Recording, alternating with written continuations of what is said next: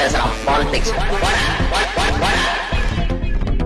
திமுக முதலில் ஆட்சிக்கு வந்த அந்த முதல் டேர்ம்ல மிக முக்கியமான திட்டமாக குடிசை மாற்று வாரியங்களை சொல்லுவாங்க. கலைஞர் அப்ப முதலில் பொதுப்பணித்துறை அமைச்சர் இல்லையா? ஆமா. அதற்கு பிறகு அண்ணாவுடைய மறைவுக்கு பிறகும் அது மிகப்பெரிய திட்டமாக முன்னெடுத்தது. அந்த ஃபர்ஸ்ட் டேர்ம்ல உருவாக்கப்பட்ட சென்னையுடைய கடற்கரையோர குடிசைகளில் வாழ்ந்தவர்களுக்கு அதே பகுதியில் பட்டினப்பாக்கத்தில் குடிசை மாற்று வாரியத்தின் மூலம் வீடுகள் கட்டி கொடுக்கப்பட்டன. இன்றைக்கு சற்றேறக்குறைய 60 ஆண்டுகள் கடற்கரையோரத்தில் உப்பு காற்று படக்கூடிய கான்கிரீட் கட்டிடங்களில் அன்றைக்கு கட்டப்பட்டதில் இன்றைக்கு தனியார் கட்டி இருந்தால் எத்தனை மீதி இருக்கிறதுன்னு நம்ம போய் பார்த்து தெரிஞ்சுக்கலாம். அது இன்னும் இருக்கு, தொடர்ச்சியா சிதிலமடைந்து வருகிறது. கடந்த 7-8 ஆண்டுகளுக்கு முன்பாக இருந்தே சிதிலமடைந்திருக்கிறது. இதை என்ன செய்வதுன்னு பேச்சுவார்த்தைகள் நடக்கிறது. வாரியத்தின் சார்பாக தொழில்நுட்ப வல்லுநர் குழு அங்கு ஆய்வு செய்து இதற்கு மேல் இதை சரி செய்ய முடியாது, நீண்ட கால பயன்பாட்டில் இந்த கட்டிடம் மீட்டெடுக்க முடியாத அளவுக்கு சரி செய்ய முடியாது. அரசு குடியிருப்புகள் 50 ஆண்டுகள் குடியிருப்பதற்காக கட்டப்படுகின்றன. 50 ஆண்டுகளை தாண்டியும் சில கட்டடங்கள் இப்போ பீட்டர்ஸ் காலனி இருந்தது, 50 ஆண்டுகளை தாண்டி இருந்தது. அதே காலகட்டத்தில் தான் பீட்டர்ஸ் காலனி கட்டினாங்க. 50 ஆண்டுகளை தாண்டி வீட்டு வசதி வாரியம் 50 ஆண்டுகளை தாண்டி இருந்தாலும் பொதுவாகவே அரசு குடியிருப்புகள் எதுவாக இருந்தாலும் ஒரு அந்த 50 வருஷம் தாங்கணும் அப்படிங்கிறது தான் ரூலு. அதை தாண்டி தான் பீட்டர்ஸ் காலனி இருந்தது. இருந்தாலும் பீட்டர்ஸ் காலனி இடிக்கப்பட்டுருச்சு. ஆனால் ஏன்னா அதனுடைய எவ்வளோதான் உறுதியாக இருந்தாலும் அதனுடைய தன்மைங்கிறது 50 வருஷம் தான். அதை தாண்டி வரும்போது சின்ன சின்ன குறைபாடுகள் பெரிய ஒரு இடிபாடுகளை ஏற்படுத்திடும் அப்படிங்கிறது தான் அடிப்படை. 2022 ஜனவரி மற்றும் மார்ச் மாதங்களில் இந்த குடியிருப்புகளை காலி செய்ய அறிவிப்பாணைகள் கொடுக்கப்பட்டன. அந்த வீடுகளில் குடியிருப்போருக்கு இதை காலி செய்து விட வேண்டும் ஜனவரியிலையும் மார்ச்லையும் கொடுக்கப்பட்டது. புதிதாக கட்டினால் உங்களுக்கு திரும்ப அதே வீடு வழங்கப்படும், அதான் உத்தரவாதம். இப்ப யார் ஏன்னா அன்னைக்கு இருந்ததை விட இன்றைக்கு லிப்ட் வச்செல்லாம் கட்டலாம், லிப்ட் வச்சு கட்டலாம், பெரிய உயரத்தை இன்னும் ஒரு 2-4 மணி சேர்த்து கட்டலாம். அதனால இருப்பவர்களுக்கு வீடு கிடைக்காமல் போவதற்கான வாய்ப்பே கிடையாது. அனைவருக்கும் வீடு கிடைப்பதற்கு அதில் உறுதி இருக்கிறது. ஆனால் 2022 ஜனவரி தொடங்கி 2024 நவம்பர் வரைக்கும் பல்வேறு முறைகள் தென் சென்னையுடைய எம்பி தொடங்கி கண்காணிப்பு பொறியாளர், நிர்வாக பொறியாளர் இவர்கள் தலைமையில் எல்லாம் அங்கு பொதுமக்களோடு குடியிருப்பு வாசிகளோடு தொடர்ச்சியாக பேச்சுவார்த்தைகள் நடைபெறும். ஆனால் குடியிருப்பை காலி செய்வதில் சுமூக தீர்வு ஏற்படவில்லை. இதுல சுமூக தீர்வுங்கிறது என்ன இருக்கு? இடிய போகிற ஒரு கட்டடம் இதில் இருந்தால் ஆபத்துன்னு அரசாங்கம் கருதுது. உங்களுக்கு இதை இடிச்சிட்டு புதுசா கட்டித்தர்றோம் அப்படின்னு அரசாங்கம் சொல்லுது. இடைப்பட்ட காலத்துக்கு கருணை தொகையும் கொடுப்பதாக உறுதி சொல்லி வெளியில போய் நீங்க இருக்கக்கூடிய வாடகைக்கு அரசாங்கத்தால் எவ்வளவு கொடுக்க முடியும்? 24,000 ரூபாய் கருணை தொகை கொடுப்பதற்கும் அது தயாராக இருக்குது. எவ்வளவு விரைவில் முடியுமோ அதை புதிய கட்டடத்தை கட்டுவதற்கும் உறுதி செய்து தரப்பது.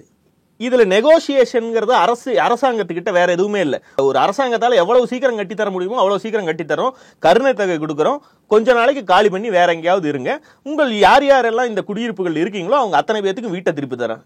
இதற்கு மேல் வேற என்ன செய்ய முடியும்? பிரச்சனை அதுல இல்ல. இதுவரைக்கும் கூட விடுங்க, கடந்த டிசம்பர் மாதம் 4ஆம் தேதி ஒரு இளைஞர் தலையில சன்ஷேடு உடஞ்சு விழுந்துச்சு. 134வது பிளாக் உடைய 3வது தளத்துடைய சன்ஷேடு இடிந்து விழுந்து ஒரு நபர் அன்றைக்கு ஆஸ்பத்திரி கொண்டு போகப்பட்டு சிகிச்சை பலனின்றி அது மறுநாள் இறந்துறார். அப்பவும் அமைச்சர் தாமோ அன்பரசன் அங்கு சென்று பேச்சுவார்த்தை நடத்துறார்.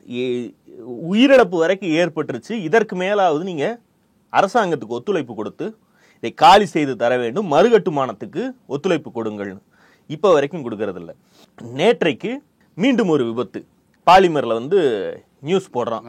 நான் கோர்ட்லயும் யாருக்கும் ஒன்னும் ஆகலையே தவிர அங்க இருக்கக்கூடிய ஒரு பெண் பேசுறாங்க, நாங்க பிறந்ததுல இருந்து இங்கேயே தான் இருக்கோம், நான் குழந்தையா இருந்தது, அந்த அம்மா கிட்டத்தட்ட 50 வயசு ஆச்சு, குழந்தையா இருந்ததுல இருந்து இங்கதான் இருக்கோம், நாங்க எங்க போவோம்? ஆனா ஊடகங்கள் இதை காட்டுறது எப்படின்னா, இவர்களை அடிச்சு துரத்தி விட்டுட்டு எங்கேயோ கம்பெனிக்கு நீங்க ஒரு பார்க் ரெசார்ட் கட்டி வாடகை சொல்ற மாதிரி யோசிச்சு பாருங்களேன்.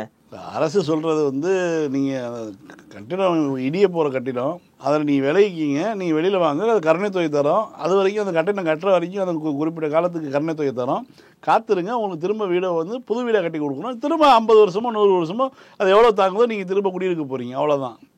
இதுதானே சொல்ல போகுது அரசு. நீங்க உயிரிழப்பு ஏற்படணும், இதற்கு மேல் இடிந்து விழுந்து நூற்றுக்கணக்கானவர்கள் இறந்ததற்கு அப்புறம் தான் இதை முடிக்கணுமா என்னன்னு புரியல. இப்ப நீங்க இதை வலுக்கட்டாயமா காவல்துறை வைத்து இவர்களை அப்புறப்படுத்துற முயற்சி எடுத்தீங்கன்னா வச்சுக்கோங்க, ஒட்டுமொத்த மீடியாவும் அங்க போயிட்டு நம்ம தான் இந்த பட்டினப்பாக்கத்துல இதே ஏரியால மீனுக்கு என்னென்ன பண்ணானுங்கன்னு பார்த்தோமே. வாக்கிங் போற நூலிபான் ஆட்களுக்கு குடைகிறது கவுச்சி அடிக்கிறதுங்கிற காரணத்துக்காக அவர்கள் கோர்ட்டுக்கு போய் அவங்களை அப்புறப்படுத்த சொல்லி கோர்ட் உத்தரவின்படி அவர்களை அப்புறப்படுத்திட்டு 1 வருஷத்துல உங்களுக்கு நான் புதுசா கட்டி தரேன், இன்னைக்கு அதுல ரீல்ஸ் போட்டு ஜாலியா இருக்காங்க. ஆனா இந்த இடைப்பட்ட 1 வருஷத்துல எவ்வளவு அவதூறு பரப்ப முடியுமோ திருட்டு தோழர்கள் பரப்புனார்கள். இதற்கும் கரெக்டா வருவாங்க. பூர்வகுடிகள் வசித்து வந்த குடியிருப்புகளை வலுக்கட்டாயமாக அகற்றுகிறது, இதுதான் திராவிட மாடலான்னு கேட்பாங்க. கோர்ட் உத்தரவுப்படி செஞ்சாலும் யோசிச்சு பாருங்களேன். சிதிலம் அடைந்து உயிரிழப்பு ஏற்படுற அளவுக்கு அந்த கட்டடம் இருக்கிறது. இந்த கட்டடத்திலிருந்து கொஞ்ச நாளைக்கு வெளியே வாடகைக்கு இருங்க, அதை கட்டி தர்றோம் அப்படின்னு சொன்னா இப்ப இதுக்கு யாருக்கு அறிவுரை சொல்லணும்? ஜெயலலிதா ஆட்சியில் இருந்தால் இதே விகடன் மாதிரியான ஊடகங்கள் தலையங்கம் எழுதி மக்களுக்கு பொறுப்பு வேண்டாமா, உயிரிழப்பு ஏற்பட்டால் தான் கிளம்பி வருவீர்களா, இதற்கு மேல் அரசாங்கத்தை குற்றம் சொன்னால் யாருக்கு அறிவில்லை கேட்பாங்களா மாட்டாங்களா? இப்ப வரைக்கும் அந்த குரல்களே எழுவதில்லை. இதோட கோர்ட்லயும் ரிப்ளைலையும் பாத்தீங்கன்னா 60 வருஷம் ஆன கட்டடத்துக்கு என்னது மாவீரன் படத்து கதையா இருக்கு. மாவீரன் படத்து கதையெல்லாம் பாக்கணும்னா கடந்த அதிமுக ஆட்சியில குறிப்பா எடப்பாடி பழனிசாமியும் பன்னீரும் அவங்களுக்கு சொந்தக்காரங்களுக்கு எல்லாம் கான்ட்ராக்ட் கொடுத்த ஈரோட்டு கம்பெனி ஒண்ணு இருக்கு. அந்த கம்பெனி எதெல்லாம் கட்டுச்சுன்னு போய் இப்பவே பாத்தீங்கன்னா 3 வருஷத்துல அது எப்படி இருக்குன்னு தெரியும். 60 வருஷத்துக்கு முன்பு கலைஞர் கட்டிய கட்டடம் இன்னைக்கு நிக்குது. அதை இடிச்சிட்டு மறுகட்டுமானம் பண்றதுக்கு கேட்டா அதுக்கு யாரும் காலி பண்ணக்கு தயாரா இல்ல. சரி, ஏன் இவர்கள் காலி செய்ய மறுக்கிறார்கள்? அது நிறைய பேர் கேக்குறாங்க. ஒருவேளை திருப்பி அவங்களுக்கே கொடுக்காம விட்டுருவாங்களோன்னு அவங்களுக்கு ஒரு அச்சம் இருக்கும். அது எப்படி இருக்க முடியும்? இல்ல, இப்ப புதுப்பேட்டையில கொய்யாத்தோப்பு ஒரு டெப்டி சிஎம்னுடைய தொகுதி தான். அங்கேயும் பெரிய அளவில் கட்டிடங்களை மக்கள் இருந்தாங்க. கட்டிடங்களை சிதிலம் அடைஞ்சிருந்துச்சு. மக்களுக்கு பாதுகாப்பு இல்லை. ஸோ பேசி அந்த மக்கள் ஏற்றுக்கொண்டு அவர்களை அவர்கள் வெளியில் போயிட்டாங்க. வாடகைக்கோ எங்கெங்கெல்லாம் முடியுமோ அங்கே போய் தங்கிக்கிட்டாங்க. இப்போ அங்கே கட்டடம் கட்டிக்கிட்டு இருக்காங்க. அவங்க அரசு மீது நம்பிக்கை வச்சு தான் வெளியில் போனாங்க. அது டெப்டி சிஎம் தொகுதி. ஆனால் அன்றைக்கி அவர் டெப்டி சிஎம் இல்லை, அன்றைக்கி அவர் சட்டமன்ற உறுப்பினர் தான், என் மந்திரி கூட கிடையாது. ஆனால் அவருடைய பேச்சை கேட்டுக்கொண்டு வெளியில் போயிட்டாங்கன்னா இப்போ இன்னைக்கு அங்கே நடக்கிறது ஏதோ ஒரு அரசியல் நடக்குது. யாரோ அவர்களை பயமுறுத்தி நீங்கள் வெளியில் போனீங்கன்னா உங்களுக்கு வீடு தர மாட்டாங்கன்னு சொல்லி எவ்வளோ ஒருத்தர் அரசியல் பண்ணிட்டு இருக்காங்க. ஏன்னா அதே கொய்யாத்தோப்பு பகுதியில் இதை விட பெரிய அதிகம் வசிக்கக்கூடிய ஒரு மக்கள் கொத்து கொத்தா காலி பண்ணிட்டு போயிட்டாங்க அரசை நம்பிட்டு. இப்போ அவங்க பட்டியல் போட்டு யார் யாருக்கெல்லாம் எந்தெந்த வீடுன்னு சொல்லி முதல் முன்னுரிமை அதை விட பெரிய கட்டடம் கட்ட போகிறாங்க. முன்னுரிமை அடிப்படையில் இவங்க தான் கொடுக்க போகிறாங்க வீடு. அதுக்கப்புறம் தான் மற்றவங்களுக்கு செஞ்சும் கொடுத்துட்டு செருப்படியும் வாங்குற மாதிரியான விஷயங்களை தான் இதோட கோர்ட்லையும் இருக்கு. அதாவது இதையெல்லாம் பேசுவதற்கு இதை யார் கட்டி கொடுத்தார், கட்டி கொடுத்து எத்தனை ஆண்டு காலம் ஆயிடுச்சு, இதனுடைய உண்மையான பிரச்சனை என்ன, அதை ஊடகங்களும் சொல்லுவதில்லை. இந்த செய்தியை பார்ப்பவனுக்கும் கொஞ்சமாவது அறிவு நாணயம் வேண்டாமா? அதை பத்தி அதெல்லாம் நீங்க இன்னொன்னு பாத்தீங்கன்னா அவங்க இந்த கட்டடத்தை பேனே பண்ண மாட்டாங்க. ஒரு லேடி பேசுவாங்க, பில்டிங் இடிஞ்சிருச்சு, நாங்க இங்கதான் 50 வருஷமா குடியிருக்கிறோம், நான் பிறந்ததே இங்கதான் அப்படின்லாம் அந்த அம்மா பேசுது. அவ்வளவு பேசக்கூடியதெல்லாம் அது உண்மையாலுமே இந்த கட்டடத்தினுடைய நிலைமை என்னன்னு காட்டவே மாட்டாங்க. உடச்சு பேசினா அதுல இருக்கக்கூடிய சிக்கல் என்னன்னா, அந்த 60 ஆண்டுகளுக்கு முன்பு யார் யாரெல்லாம் குடிசையில் இருந்தார்களோ அவர்களை பட்டியல் எடுத்து அவர்களுக்கு வீடு கொடுக்கப்படுகிறது. 60 ஆண்டுகளில் அங்கு வாழ்ந்து வந்தவர்கள்ல வாழ்க்கை தரம் உயர்ந்தவர்கள் அங்கிருந்து வெளியே போனாலும் அந்த இருக்கக்கூடிய அந்த வீட்டை நம்ம பேருக்கு வந்தது நம்ம ஏன் விடணும்னு சொல்லி வாடகைக்கோ லீஸுக்கோ கொடுக்கிறார்கள். இதற்கு பிறகு லீஸுக்கு வாங்கியவர்கள் 1 தலைமுறை 2 தலைமுறைன்னு அங்கிருந்து அது உள்வாடகைக்கு போகிறது. இப்படி இந்த 60 வருடங்களில் உண்மையிலேயே யாருக்கு கொடுக்கப்பட்டதோ அவர்களுடைய 3வது தலைமுறை அங்கே இருந்து அவர்கள் வாழ்ந்து வருகிறார்கள் என்றால் அவர்களுக்கு மீண்டும் வீடு கிடைப்பதில் எந்த சிக்கலும் இல்லை. மாறாக இதனுடைய விதிமுறைகளுக்கு புறம்பாக வேறு யாராவது அங்கு தங்கி இருக்கிறார்கள், அவர்கள் தங்கியே 10 வருடம் 20 வருடம் ஏன் 30-40 வருடம் ஆயிருந்தாலும் கிடையாது, வேறு பேர் இருந்தால் அவர்களுக்கு கிடைப்பதில் சிக்கல் இருக்கிறது. இதுதான் காரணம். இப்ப உண்மையிலேயே அவர்கள் வெளியே போயிட்டாங்க, உண்மையிலேயே அந்த முதலில் வாங்கிய குடிசைவாசிகளுக்கு முதல்வன் படத்துல இந்த குடிசை மாட்டு வாரியத்துல உள்ள போவாரு, போனோடனே சரோஜா சாமானிக்கால சேட்டு வருவார்ல, முனுசாமியா பேரு கேட்டா சேட்டு வருவார் இல்லையா, அதெல்லாம் பார்க்க கோபமா இருந்துச்சு. குடிசை மாட்டு வாரியத்தை வேணும்னே சங்கர்படி கேவலப்படுத்துறாரு அப்படிங்கிற மாதிரி. இன்னைக்கு பார்த்தா நம்ம இன்னைக்கு அனுபவிக்கிறத சேட்டு அனுபவிக்கிறது இல்லை. எவனோ ஒருத்தன் கஷ்டப்படுறவன் இன்னைக்கு வாங்கியிருக்கான், உள்வாடகை கூட்டிட்டு போயிட்டான். இன்னைக்கு இருக்கிறது வேற ஆள் இருக்காங்க. அவன் என்ன பண்றான்னா, அவனுக்கு வீடு கட்டி தரேங்கன்னா கூட நம்ம மாட்டிக்குவோங்கிறதுக்காக வந்து காலி பண்ண முடியாது. எங்க குடும்பம் செத்தாலும் பரவாயில்ல, பக்கத்து இருக்காரு பிள்ளை செத்தாலும் பரவாயில்ல, நாங்கள் இங்கே தான் இருப்போங்கிறதுக்கான உண்மையான காரணம் அதுதான். வாரியத்துடைய பதிவேட்டில் இருப்பவர்களுடைய குடும்பத்தினர் இருந்தார், அவர்களுக்கு வீடு போயிடும். அப்படி இல்லாமல் இருக்கக்கூடிய வீடுகள் இருக்கிறது, ஆள் இல்லை, அந்த பழைய ஆட்களை கண்டறிய முடியவில்லை என்றால் இன்றைக்கு யாரெல்லாம் குடிசையில் இருக்கிறார்களோ அவர்களுக்கு தேவை இருக்கோ அதனால் ஒரு பட்டியல் எடுத்து அரசாங்கம் கொடுக்க போகிறது. இதில் நமக்கு கிடைக்காமல் போகுமோ என்று அச்சப்படுபவர்கள் பல பேர் வந்து இந்த வேலையை செய்கிறார்கள். உயிரே போனாலும் நான் இங்கிருந்து போக மாட்டேன்னு சொல்றதுல வேற என்ன லாஜிக் இருக்க முடியும்? 10ஆம் கிளாஸ் படிக்கிற பையனுக்கு புரியாதா? சன்சைடு விழுக ஆரம்பிச்சது, ஒரு கால் கட்டடம் விழுந்துருச்சுன்னா என்னங்க ஆகுது? சோ முதல்ல ஒரு பிரச்சனை நடக்கிறது என்றால் இதில் அரசு தான் வில்லனாக இருக்கும், பாமர மக்கள் வந்து ஏமாற்றப்படுபவர்களாகத்தான் இருப்பார்கள்னு ஒரு சினிமா பட லாஜிக் அளவிலேயே யோசிப்பது அப்படிங்கறது வந்து, அப்படியெல்லாம் யோசிச்சா குடிசையில் இருப்பவர்களை குடிசையிலேயே இருன்னு விட்டுட்டு போறதுக்கு யாரு கேட்க போறதில்லை. அவர்களுக்கு ஒரு திட்டம் தீட்டி அடுக்குமாடி குடியிருப்புல வைக்கணும்னு ஒரு அரசுக்கு ஏன் தேவை வருது? எல்லாத்தையும் தாண்டி அவர்கள் வாக்குகள் அல்லவா. நாளைக்கு சென்னை வந்து திமுகவுடைய கோட்டைங்கிறோம், அவர்கள்ட்ட வாக்கு கேட்க அவர்களுக்கு துரோகம் எப்படி செய்யும்? அவர்களை ஏமாற்ற முயற்சிக்கு எப்படி செய்வாங்க? 96 வரைக்கும் நீங்க வந்து பேப்பர் எடுத்து பாத்தீங்கன்னா ஒரு வருஷத்துல ஒரு 5 முறை 6 முறையாவது சென்னையில ஏதாவது ஒரு குப்பம் எரிஞ்சுக்கிட்டே இருக்கும். குப்பத்தில் தீ விபத்து, சென்னையில் சேரியில் தீ விபத்துன்னு ஏதாவது ஒரு பகுதியில் தீ விபத்துகள் நடந்துகிட்டே இருக்கும். அந்த அளவுக்கு குடிசைகளாக தான் இருந்தது. அது கல்நாடு வீடுகளாக கலைஞர் மாற்றினார். 96க்கு பிறகு வந்து இன்னும் கூடுதலாக இந்த மாதிரி அடுக்குமாடி குடியிருப்புகளாக குடிசை மாற்று வாரியத்தை வச்சு செய்ய ஆரம்பித்தார். இன்றைக்கி வந்து அதை நகர்ப்புற மேம்பாட்டு வாரியமாக மாற்றி நகரம் முழுக்கவே சென்னை அண்ணா சாலையில் 11 மாடி 15 மாடிலாம் கட்டி அண்ணா சாலையில் குடியிருக்க வச்சுட்டு இருக்காங்க. அண்ணா சாலையில் பணக்காரர்கள் மட்டுமே வசிக்கக்கூடிய பகுதியில் மெயின் ரோட்டில் ஒரு சதுர அடி 30,000 40,000 50,000 1 லட்சம் போகக்கூடிய பகுதியில் குடிசை மாற்று வாரியத்தினுடைய கட்டடங்கள் இருக்குது. இன்னைக்கு திறந்து மக்கள் குடி போயிட்டாங்க. இதுதான் திராவிட மாடல் ஆட்சி. இது பல ஏரியாக்கள் பிரச்சனை இருக்குங்க. அதாவது ஆற்றோரத்துல இது நாட்கள் வரைக்கும் நீரால் ஆபத்து இல்லைங்கிற இடத்துல ஆக்கிரமிப்புகள் இருந்தது, ஏழை வாழைகள் இருந்துட்டு போனாங்கன்னு திடீர் நகர்ங்கிற பேர்ல பல்வேறு பகுதிகளில் குடியிருப்புகள் உருவாகிச்சு. 2015 வெள்ளத்துக்கு பிறகு எந்த வருடத்து மழையில் என்ன நடக்கும்னு தெரியாத ஒரு சூழ்நிலை இருக்கு. எப்போது ஆற்றில் வெள்ளப்பெருக்கு ஏற்பட்டு இந்த குடியிருப்பு வாசிகள்லாம் வந்து உயிர் ஆபத்தில் சிக்கக்கூடிய இது இருக்கு. இவர்களை அப்புறப்படுத்தணும்னாலும் இதே ஆட்கள் தான் வந்து எங்களை வந்து வெளியே அனுப்புறாங்க. ஆமா, குடிசை மாற்று வாரியங்கிறது வந்து குடிசையில் இருப்பவர்களை அன்றைக்கு வந்து சென்னையில இவ்வளவு ஜன நெருக்கடி இல்ல, பட்டினப்பாக்கத்திலேயே இவ்வளவு பெரிய கட்டடம் கட்டக்கூடிய அளவுக்கு அரசாங்கத்துக்கு நிலம் இருந்துச்சு. இன்றைக்கு இவர்களை எங்கேயாவது கொண்டு வைக்கணும்னா சென்னையுடைய அவுட்டருக்கு தான் ஆப்வியஸ்லி கொண்டு போய் ஆகணும். அப்படி கொண்டு போனா சென்னையின் பூர்வகுடிகளை வெளியே விரட்டுகிறார்கள். இவர்களுக்கு உயிராபத்தை தாண்டியும் இந்த இடத்தை ஆக்கிரமிப்புனா அந்த ஆக்கிரமிப்பு கூட பிரச்சனை இல்லைங்க. அதுல வெள்ளம் வருது, இடிஞ்சு விழுகுதுங்கிறப்ப கூட அதை காலி பண்ண மாட்டேங்கிறனா அதுல இருக்கக்கூடிய உண்மையை உணர்வதற்கு யாரும் தயாராக தெரியுமா? இப்ப வந்து யாராவது வந்து ஒரு பில் போடுவாங்க, பப்ளிக் இன்ட்ரெஸ்ட் லிட்டிகேஷன் போடுவாங்க, கோர்ட் வந்து உத்தரவு போடும். உடனடியாக கோர்ட்டு தலையிட்டு இதை பார்த்துட்டு கோர்ட் ஒரு உத்தரவு போடும். மரியாதையாக அந்த கட்டணம் இடிஞ்சு விழுவது மாதிரி இருக்குது, உடனே அரசு அதை வந்து காவல்துறை வச்சு காலி பண்ணணும்னு உத்தரவு போடும். காவல்துறை கோர்ட் உத்தரவை மீற முடியாமல் போய் இந்த வேலையில் ஈடுபடும். அது வந்து கடைசியில் கேஸை வந்து யார் கணக்கில் திமுக தலையில் எழுதுவாங்க. இதுதான் அடுத்து நடக்கும்.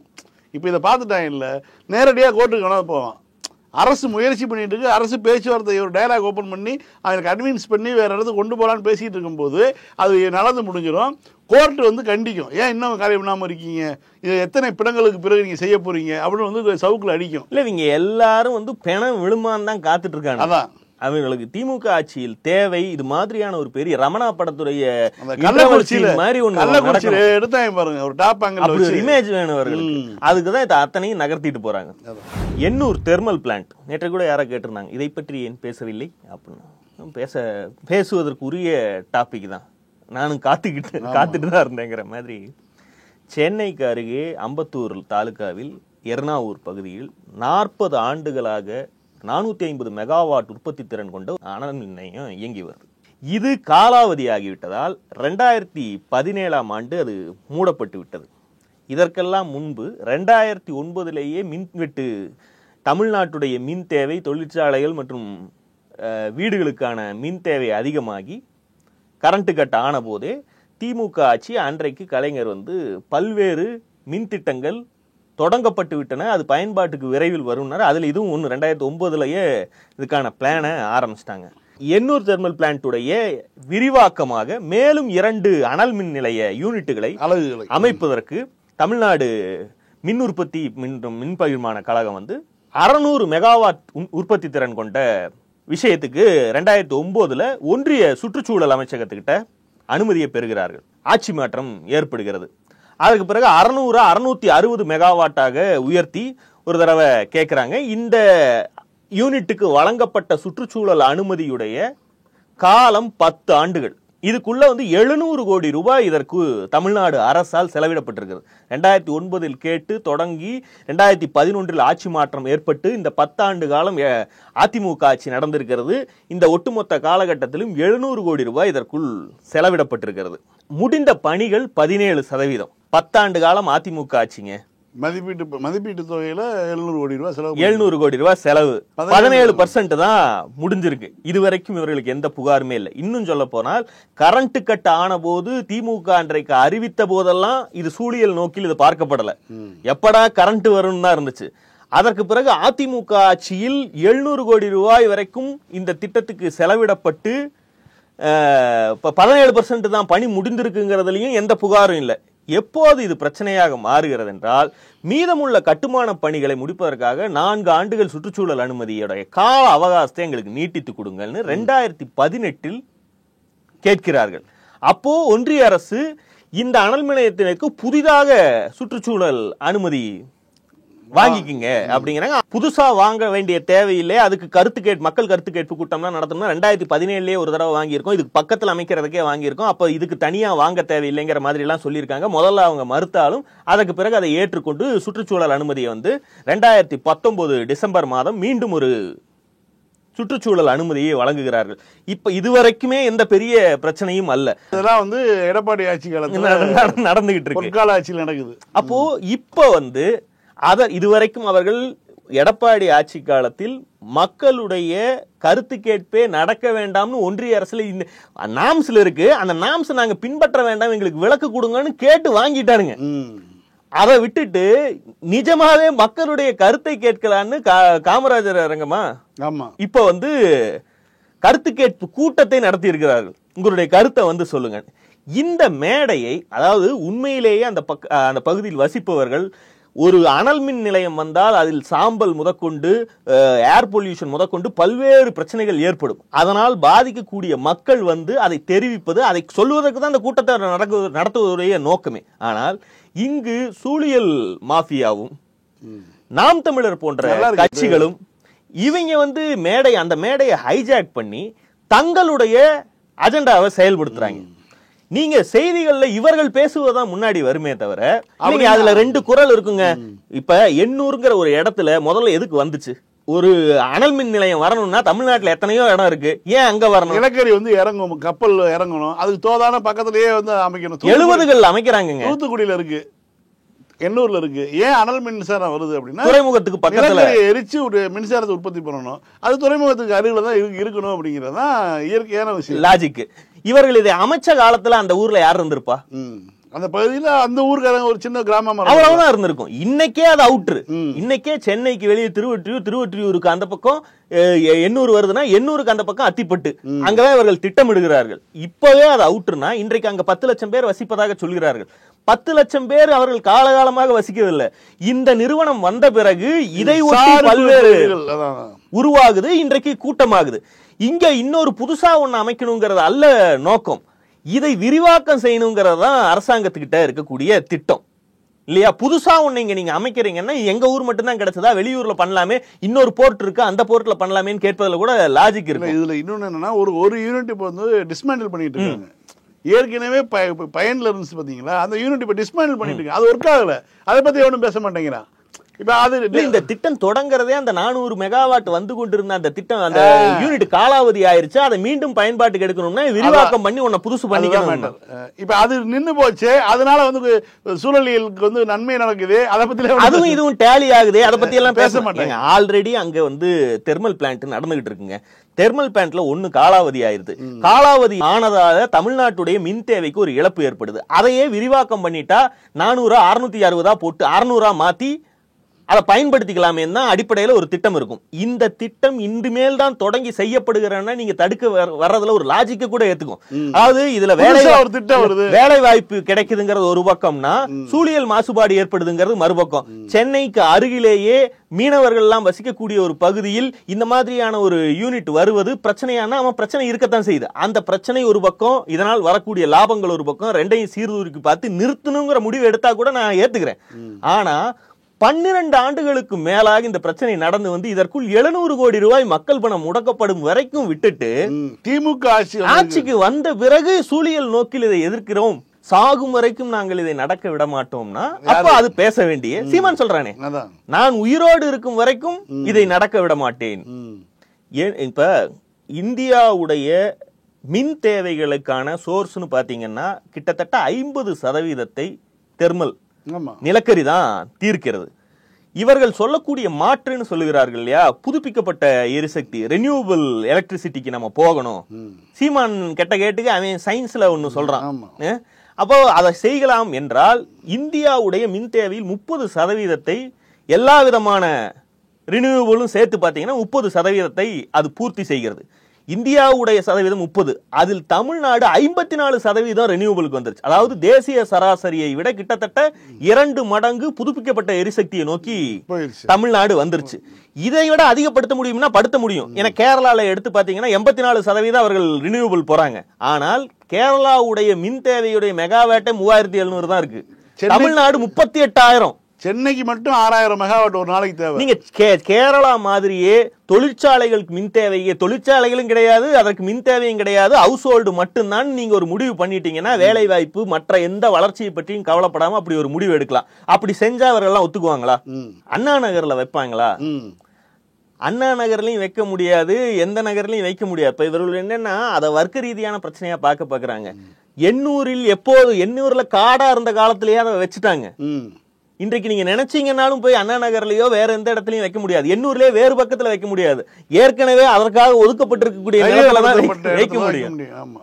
ஆனா கேட்பவர்களுக்கு இது எப்படி இருக்கும்னா அவர்கள் பாதிக்கப்படுகிறார்கள். ஸ்டெர்லைட் மாதிரி அதுவும் மாசு தரக்கூடிய ஒரு விஷயம் தானே. நிச்சயமாக இது மாதிரியான ஒரு அனல் மின் நிலையம், தெர்மல் பிளான்ட் வந்து அதனால் இருக்கக்கூடிய சூழியல் பாதிப்புகள் அத்தனையும் உண்மை, அதெல்லாம் இல்லைன்னே சொல்லல. ஆனால் அது அந்த குரல் யோக்கியமா இல்லையாங்கிறத எப்படி பார்க்கணும்னா, இந்த தெர்மல் பிளான்ட் வந்த காலத்துக்கு முன்பும் பின்பும் இதே பகுதியில் மணலி உள்ளிட்ட பகுதிகளில் ஒரு 30 சதுர கிலோமீட்டர் பரப்பளவு அந்த பக்கம் எடுத்துட்டீங்கன்னா 2 அனல் மின் நிலையம் இருக்கிறது, 3 துறைமுகம் இருக்கிறது.